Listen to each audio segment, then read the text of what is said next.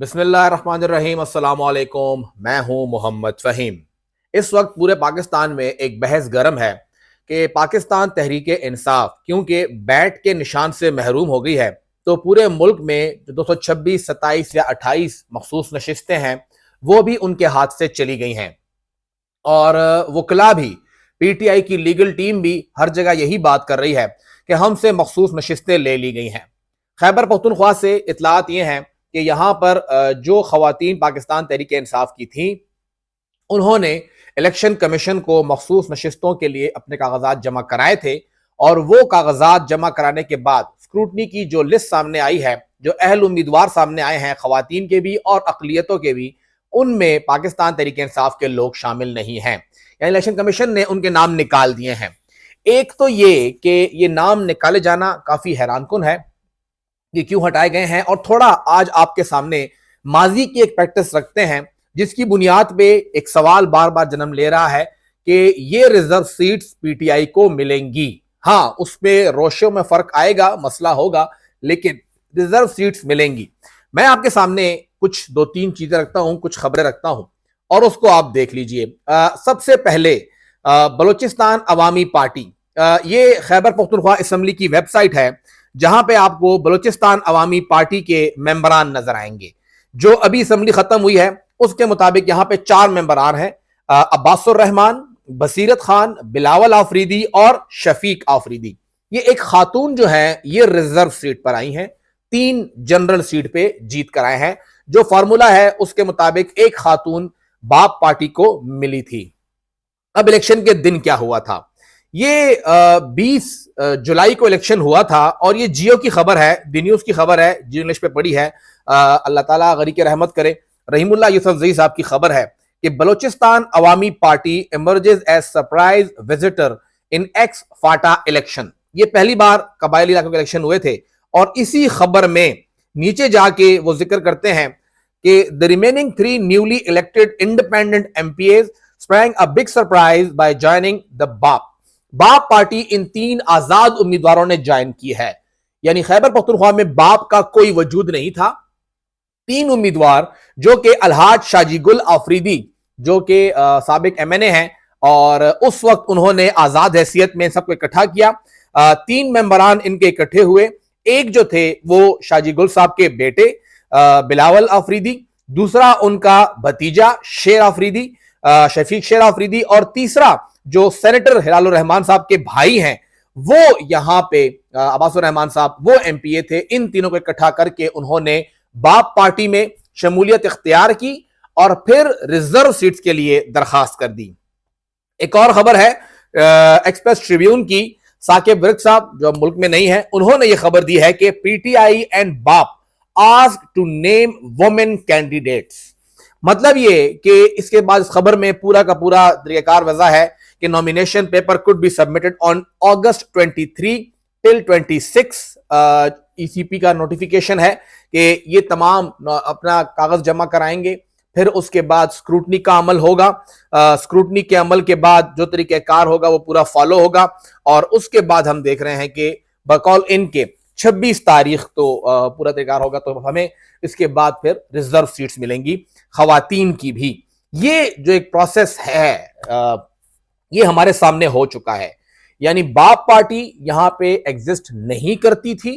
इन मेंबरान ने बाप पार्टी को ज्वाइन किया, बाप पार्टी को ज्वाइन किया और एक बेसिकली इसमें पीटीआई की भी सिर्फ एक रिजर्व सीट आई थी, अनीता महसूद, और उनके आजाद मेंबरान शामिल हो गए तो उन्हें बाद में एक और रिजर्व सीट भी मिल गई। तो दोनों पार्टियों को, पीटीआई और बाप को कहा कि आप लोग अपनी रिजर्व सीट्स दे, लिस्टें दे, ताकि हम लोग उन नामों को शामिल करें। तो खैर इसमें कोई भी खौफ की बात नहीं है कि जी यहां पे तो नाम है ही नहीं, अब क्या होगा, बाद में नाम दिए जा सकते हैं। और फिर पीटीआई ने 3 नाम दिए और उसमें आयशा मोहम्मद साहिबा वो वहां से एमपीए बनी रिजर्व सीट के ऊपर। तो 2 पीटीआई के एमपीएस आ गई थी, एक नईमा किशोर जेयूआई की थी और एक बसीरत बीबी बाप पार्टी की आई थी।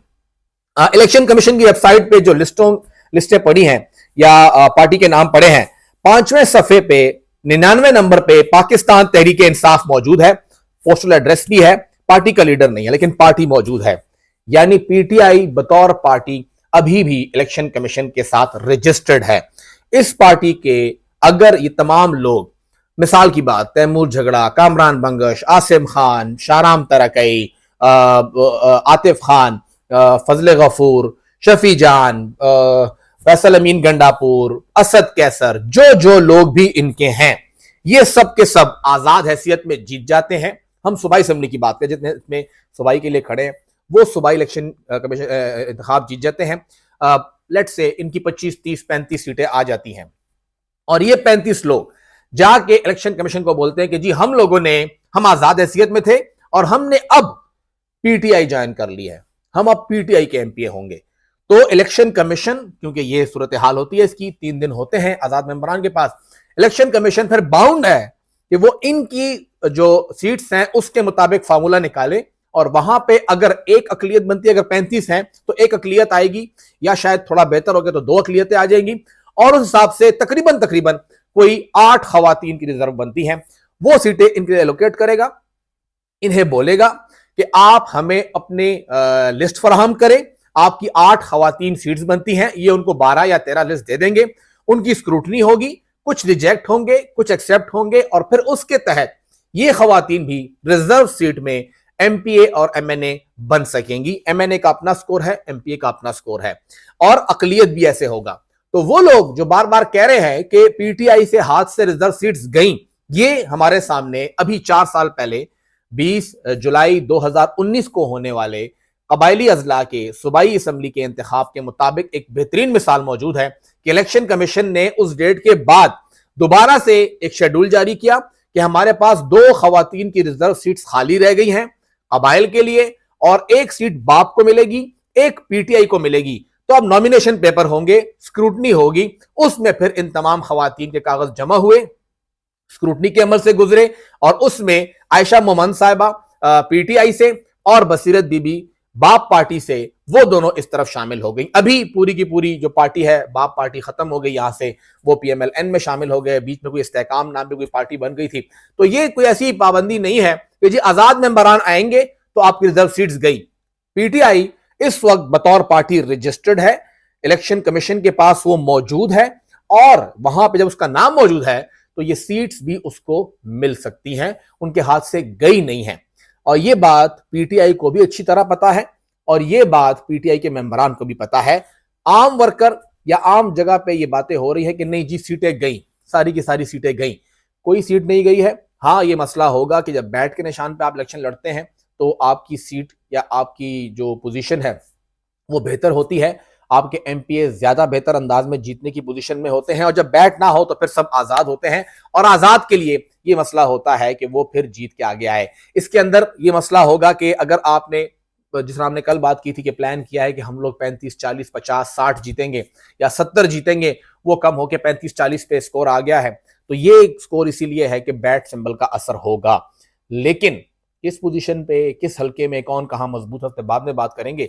इस वक्त आपको सिर्फ ये बताना था कि रिजर्व सीट्स आपको मिशाल यूसुफजई, मलिहा असगर खान या मुख्तलिफ आसिया खटक साहिबा, आयशा बानो साहिबा, ये लोग जो कि पीटीआई के साथ मुश्किल दौर में खड़ी रही हैं, वो शानदाना गुलजार हो गई या और हो गई, ये सब लोग आपको, अगर एक तो वो जीत गई जनरल सीट पे तो और बात है, नहीं तो रिजर्व पे इस असेंबली में नजर आएंगी। पीटीआई को रिजर्व सीट्स मिलेंगी अगर वो आजाद हैसियत में उनके उम्मीदवार जीतते हैं और बाद में पार्टी को ज्वाइन करते हैं।